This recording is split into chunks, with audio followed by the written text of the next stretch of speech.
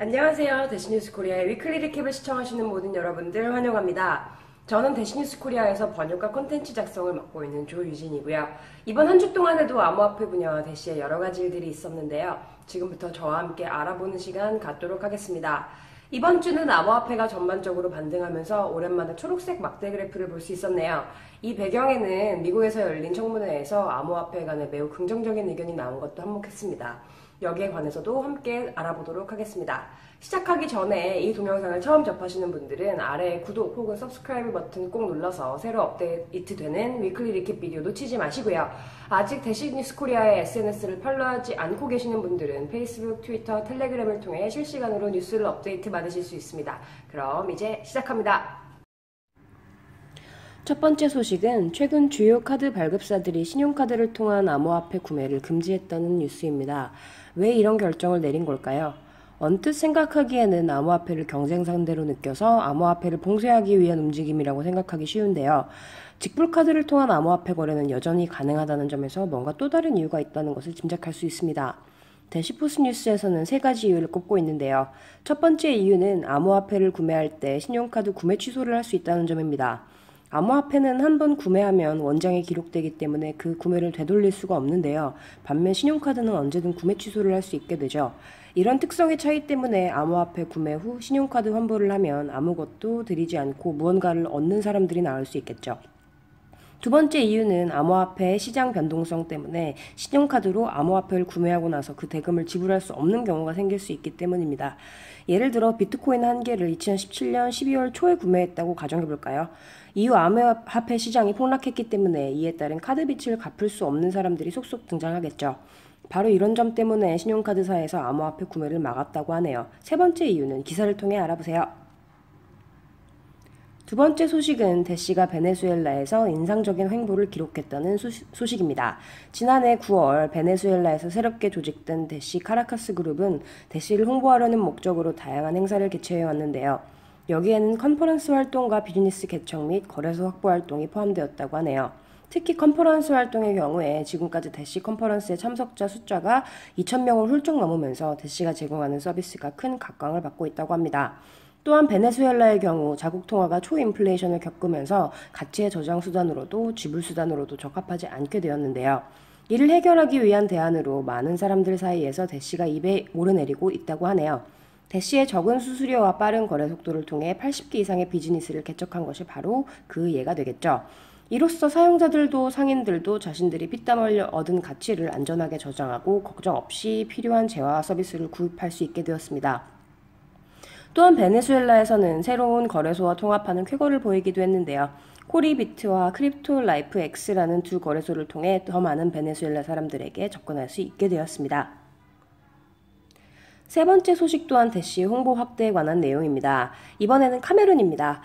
대시의 활동 범위가 카메룬으로 확대되면서 아프리카 홍보 프로젝트에 중앙아프리카와 불어가 새로이 추가되게 되었습니다.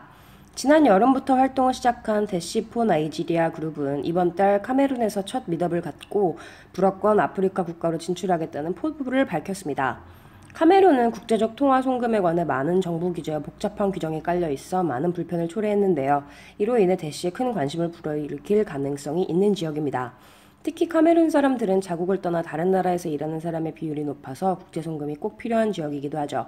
카메룬 사람들은 투자의 형태로 대시를 장기 보유하는 것에도 큰 수요가 있지만 통화의 형태로도 역시 큰 관심을 가지고 있다고 하네요. 앞으로 대시 나이지리아 팀의 활약이 기대됩니다. 네 번째 소식은 최고의 모바일 탑업 제공업체인 비트리필이 대시를 자사 플랫폼에 통합했다는 뉴스입니다. 비트리필은 선불식 휴대전화 비용을 암호화폐로 결제하려는 고객들을 위해 비트코인과 라이트코인을 허용해 왔는데요. 비트코인의 높은 수수료와 느린 거래 속도로 인해 비트코인을 사용하는 것이 비효율적이라고 판단해서 대시를 지불 옵션으로 채택했다고 합니다. 대시로 요금을 지불하는 고객에 대해서는 10% 할인도 진행하고 있다고 하네요. 선불 휴대전화는 많은 경우에 저개발 국가의 국민에 의해 사용되는 경우가 많은데요. 이들이 대시의 빠른 거래와 저렴한 수수료로 더욱 효율적으로 서비스를 이용할 수 있게 되었습니다. 이처럼 대시는 상업적 용도로 그 비즈니스를 많이 확장해 나가고 있는데요. 대시코어의 비즈니스 솔루션 담당자인 브래들로 자스트로는 이것이 대시의 빠른 거래 속도 때문이라고 보고 있습니다. 즉 비자에 가까운 속도로 거래가 가능할 뿐만 아니라 이중지출 보호 거래가 가능하기 때문이라는 거죠. 이때 2018년이 한 달 남짓 지나갔는데요. 대시의 비즈니스 통합은 날로 성장하고 있네요.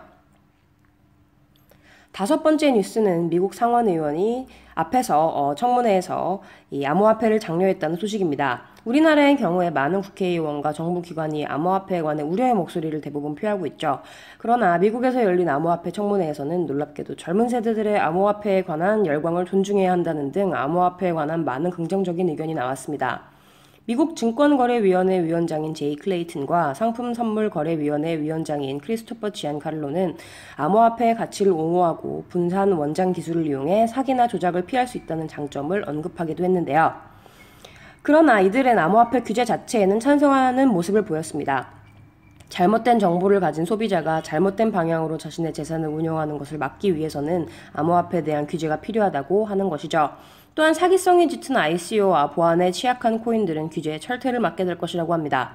대시의 경우에는 AML과 KYC 준수를 위한 다양한 방법을 제공하는 코인펌과 파트너십을 맺었고요. 또 세금 준수를 위해서는 노드40와 파트너십을 맺었습니다. 이로써 대시 플랫폼상의 거래는 법을 준수하게 되고요. 그래서 정부의 규제에 대한 해결책을 제시하고 있기도 하네요.